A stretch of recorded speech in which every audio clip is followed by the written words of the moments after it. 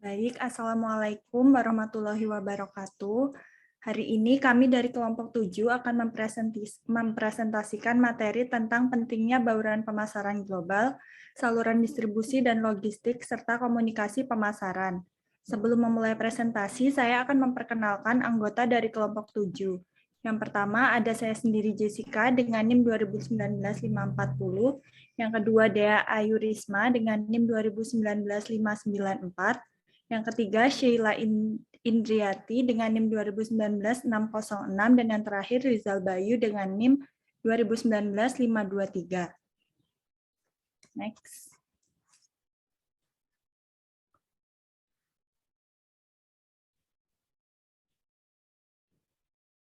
Yang pertama, ada saluran distribusi. Tujuan, terminologi, dan struktur. Saluran pemasaran ada untuk menciptakan utilitas bagi pelanggan. Kategori utama dari utilitas ada 4. Yang pertama ada utilitas tempat. Utilitas tempat merupakan ketersediaan produk atau layanan di lokasi yang nyaman bagi pelanggan potensial. Yang kedua ada utilitas waktu, yaitu ketersediaan produk atau layanan ketika diinginkan oleh pelanggan. Yang ketiga ada utilitas bentuk, yaitu ketersediaan produk yang diproses, disiapkan dalam kondisi layak, dan siap pakai. Dan yang terakhir, utilitas informasi, yaitu ketersediaan jawaban atas pertanyaan dan komunikasi umum tentang fitur dan manfaat produk yang bermanfaat. Karena utilitas ini dapat menjadi sumber dasar keunggulan kompetitif dan terdiri dari elemen penting dari proporsi nilai perusahaan secara keseluruhan, memilih strategi saluran adalah salah satu keputusan kebijakan kunci yang harus dibuat oleh manajemen. Next.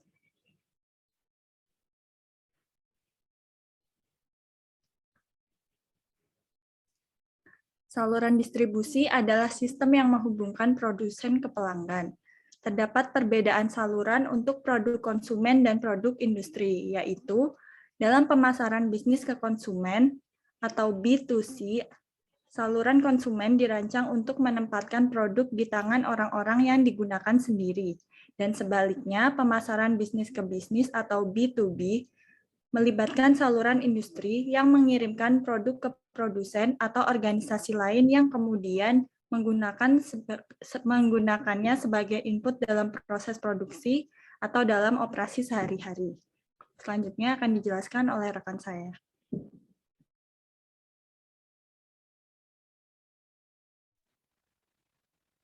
Next.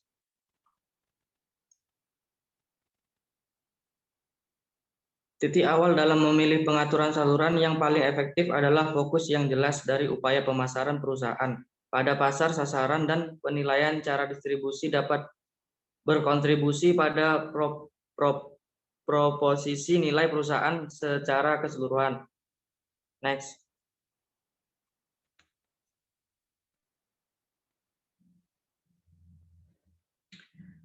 Selanjutnya, membangun saluran dan bekerja dengan perantara saluran. Sebuah perusahaan global yang berkembang melintasi batas-batas nasional harus memanfaatkan saluran distribusi yang ada atau membangunnya sendiri. Hambatan saluran sering ditemui ketika perusahaan memasuki pasar yang kompetitif, di mana merek dan hubungan pasokan sudah terjalin. Strategi saluran dalam program pemasaran global harus sesuai dengan posisi kompetitif perusahaan dan tujuan pemasaran secara keseluruhan di setiap pasar nasional. Keterlibatan langsung dalam distribusi di pasar baru dapat memerlukan biaya yang cukup besar. Perwakilan penjualan dan manajemen penjualan harus dipekerjakan dan dilatih.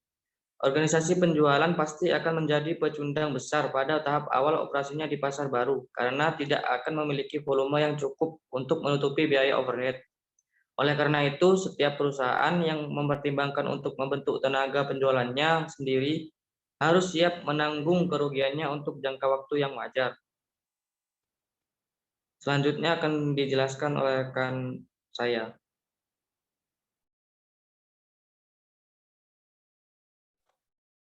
Selanjutnya yaitu retail global. Retail global adalah setiap aktivitas retail yang melintasi batas negara.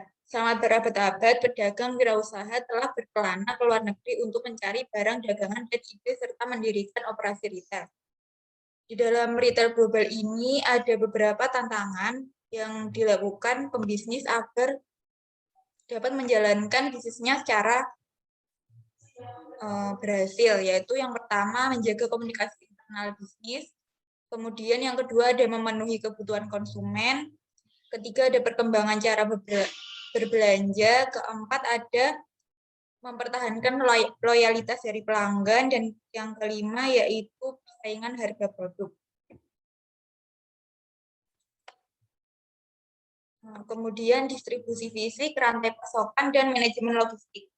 Pada distribusi fisik ini terdiri dari aktivitas yang terlibat dalam memindahkan barang, jadi dari produsen ke pelanggan.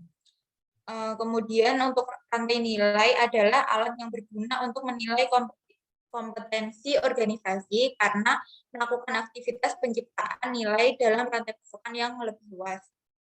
Kemudian manajemen logistik ini adalah proses manajemen yang mengintegrasikan aktivitas semua perusahaan, baik di hulu maupun di hilir, di mana bertujuan untuk memastikan arus barang yang efisien melalui rantai pasokan. Selanjutnya akan dijelaskan oleh teman saya. Selanjutnya ada pemasaran global, keputusan komunikasi, periklanan, dan hubungan masyarakat.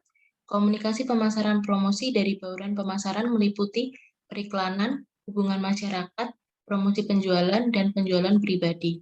Ketika sebuah perusahaan merangkul komunikasi pemasaran terpadu, ia mengakui bahwa berbagai elemen strategi komunikasi perusahaan tersebut harus dikoordinasikan dengan hati-hati. Sedangkan periklanan adalah pesan bersponsor dan berbayar yang dikomunikasikan melalui saluran non-personal. Sebuah perusahaan memanfaatkan hubungan masyarakat untuk menumbuhkan niat baik dan pengertian di antara konstituen baik di dalam maupun di luar perusahaan. Titik awal dalam pengembangan iklan adalah strategi kreatif, pernyataan tentang apa yang akan dikatakan kepada konsumen. Selanjutnya ada studi kasus. Pada materi ini, contoh studi kasus yang kami ambil adalah Coca-Cola. Karena Coca-Cola disebut sebagai global produk dan harus mengubah Diet Coke menjadi Coke Light ketika diperkenalkan di Jepang. Karena wanita Jepang tidak suka mengaku berdiet karena ide diet menyiratkan penyakit atau obat. McDonald juga menanggapi masalah seperti itu dengan sandwich McArabica Arabia barunya. Adaptasi mungkin memerlukan perubahan salah satu atau semua asas psikologisnya. Sekian presentasi dari kelompok 7. Terima kasih. Assalamualaikum warahmatullahi wabarakatuh.